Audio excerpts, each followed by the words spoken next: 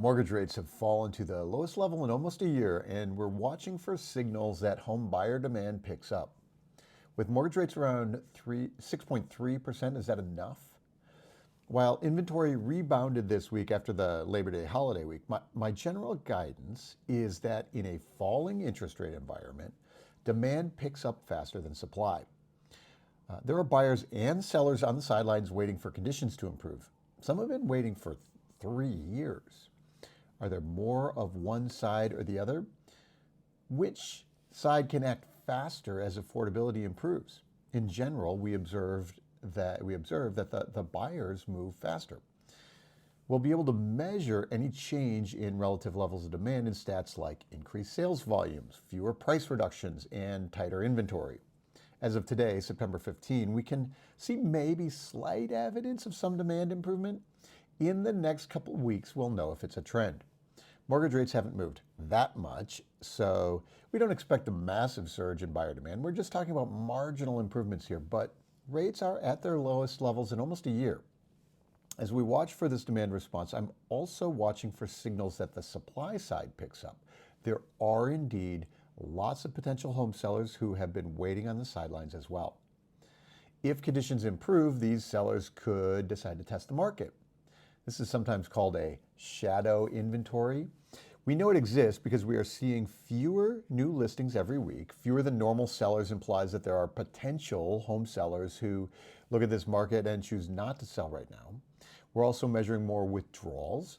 The sellers who did decide to try to sell and are maybe frustrated with no offers, so they're pulling the listing to maybe try again in the future.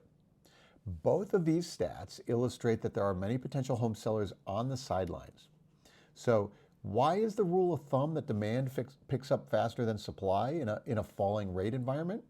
Because most sellers are also buyers. Those people are net neutral to the unsold inventory. Sell one, buy one. The change in inventory comes from the margins. First-time home buyers and investors, for example, as rates fall, affordability improves for those buyers. More investment deals pencil out. Demand increases.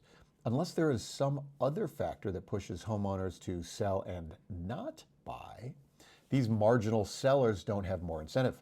So that other factor could be unemployment, for example. If mortgage rates fall because unemployment is rising, it could be that chronically unemployed people need to sell their homes. That's possible, but since it takes time for that unemployment cycle to happen, inventory from distressed homeowners, unemployed, is late 2026 or really 2027 inventory. Rising unemployment in a weak economic outlook for the country could dampen any demand that improves with mortgage rates, but it is unlikely to add unsold inventory until at least next year. So that's the economic backdrop to today's housing market. Mortgage rates are at their lowest levels of the year. We don't yet know if they're low enough to really drive home buyer demand, especially since the reason rates are falling is because the employment market is weakening. But we'll learn more soon. I'm Mike Simonsen. I'm the chief economist for Compass. In these videos, I look at the housing market data every week. Our goal is to help everyone understand what's actually happening in the market right now so they can make the best decisions when buying or selling a home. In these videos, I use data from Altos Research as well as insights from what we see here at Compass, the largest real estate brokerage in the country by sales volume. If you like these videos and our weekly housing market data, please add yourself to our new Compass Intelligence mailing list. There's a link in the description below to join us. Click that link and add your name to the list. We send the Compass Intelligence email every Monday with the data, the slides, and the video. This is a new list we're building from scratch here at Compass, but we already have thousands of people who've joined us, so you should join us too. Link below. All right, let's dive into the data here for the middle of September 2025. So let's start today with the new listings data. As I mentioned, the pace of the new listings has slowed. Each week, really since the end of May, we've seen fewer and fewer sellers. We counted 65,000 new listings unsold for single-family homes this week, with another 10,000 new listings that were immediate sales. That was almost 1% fewer sellers than the same week last year. So I've updated the new listings chart to hopefully show more clearly the change in the trend. In this chart, I'm using a 90-day rolling average to smooth out the weekly noise that we usually see in the new listings data. So I have 4 years plotted here. Notice the blue line for 2025 started the year with more sellers than any of the recent post-pandemic years. There were 65,000 new listings for this week, and the recent average is 68,000, which I'm showing here. In May, the pace of the new listings has downshifted, the blue line, especially compared to 2022. Back then, everyone knew that rates were rising and the last of the sellers were trying to eke out a deal. So new listings accelerated until July 2022. You can see that yellow line from 22 here. Now it's the back half of 25 and the pace of sellers each week is starting to come in fewer and fewer. The slope of that blue line shows us that inventory growth will be limited for the remainder of the years. We simply have fewer sellers. It would not be uncommon in the pre-pandemic times to have 80 or 90,000 sellers in a given week in September. This is how we know that there are potential home sellers sitting on the sidelines. Many tried the market early in the year. The blue line was higher. And we're going to see if the newly lower mortgage rates incentivize them to try again soon. That new listings pace shows us that there are potential home sellers willing to wait for better conditions. The withdrawal rate tells us about those sellers who are already on the market. In August, in the Compass data, we counted 352,000 new listings and 147,000 withdrawals. That's a 43% withdrawal ratio nationally. We've built this withdrawal ratio of withdrawal count as a percentage of the new listings count because just looking at a climbing number of withdrawals might be misleading. With more withdrawals will happen if there's simply more homes on the market. So instead, let's look at sellers who withdraw as a percentage of sellers who want to sell. If there are more new listings and fewer withdrawals, that tells us that sellers want to be in this market and inventory will grow. If, on the other hand, the withdrawal rate is increasing, that means sellers are sitting on the sidelines and there's a cap on inventory. And it's very clear that this withdrawal ratio has been climbing all year. Normally, a lot of withdrawals happen over the holidays, so you see that seasonal shape, the canoe shape of this line. The blue line for 2025 shows how through August, sellers have been growing more frustrated. This elevated withdrawal ratio translates into maybe 25,000 home sellers sitting on the sidelines. When do those sellers try again? So that's what we're watching for now. How do newly lower mortgage rates impact this ratio? If demand picks up, we should see fewer withdrawals and a lower ratio here. Mortgage rates have only been lower for maybe 10 days. We just saw that in the new listings pace, that data is still low. As of Monday, September 15, the early reading on the withdrawal rate for September is still elevated, still on this curve. I haven't seen any dip yet, but we're going to keep watching this space. If you have a hypothesis that lower rates means more sellers, this is how we'll know. I expect that we'll see some improvement in this metric over the next few weeks, though, and I'll share here either way. And that brings us to the total unsold inventory. This week saw a nice rebound in inventory of 1.6% after the holiday week at the start of the month. More broadly, the number of homes on the market has been basically unchanged, around 860,000 for 8 weeks. Last year, during the same 8-week stretch, inventory grew by almost 10% last year. So last year, inventory grew by 61,000 unsold homes in July and August. This year, basically zero. That's a huge difference. Inventory is not growing now. And this makes sense because we know that the sales rate is inching higher, there are fewer new listings, and the withdrawal rate is inching up too. Supply is capped, seems to be capped at around 860,000 single-family homes right now. So what happens for the rest of the year?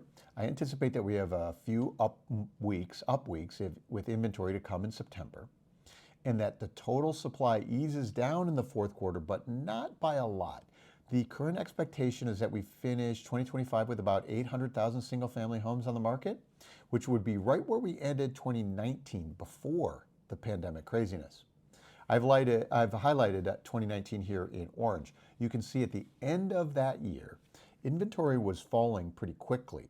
That was a reflection of acceleration of demand as mortgage rates fell in the latter half of the year. 2019 ended as a pretty hot real estate market. Most folks don't realize that even before the COVID rate cuts started happening in early 2020, the housing market was already kind of cooking. And you can see that in the orange line here.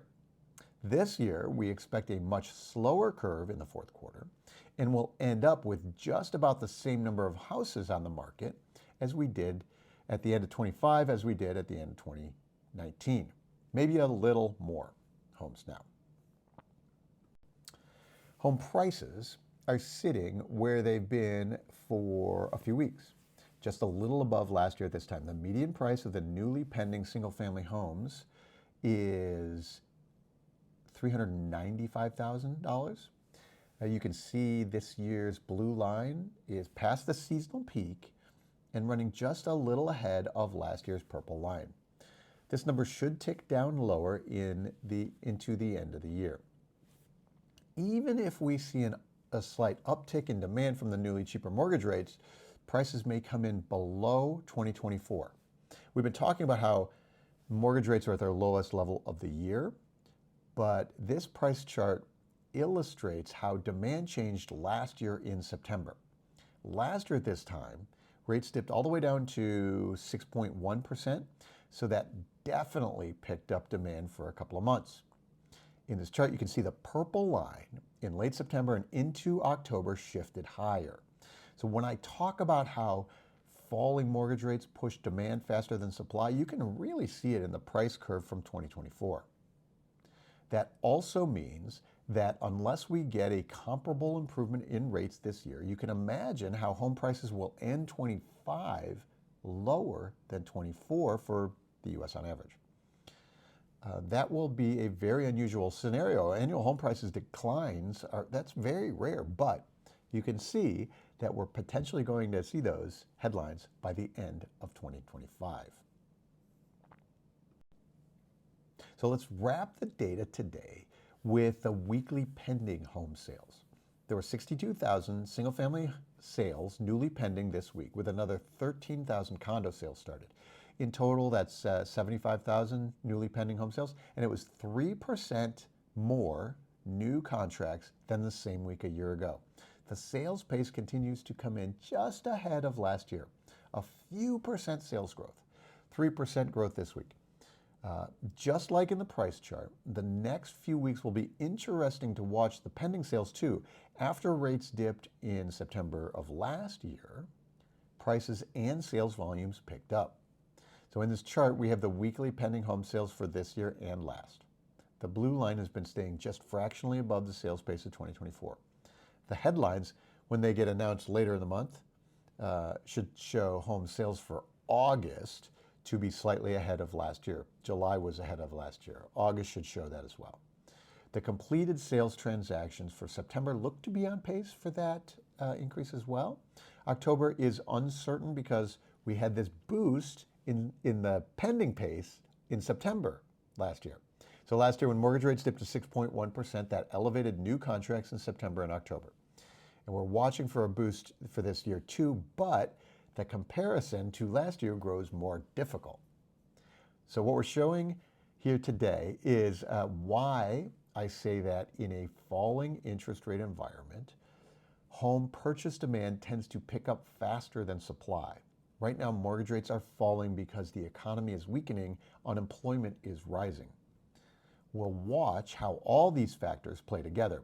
So it's nice for potential home buyers that affordability has improved a bit in the last few weeks. We'll see how many take advantage. All right, that's all the data we have time for today. If you want to make sure you don't miss any of the weekly data and video commentary, you should sign up for our mailing list. There's a link in the description below to add your name to the list. All right, thanks everybody. More next week.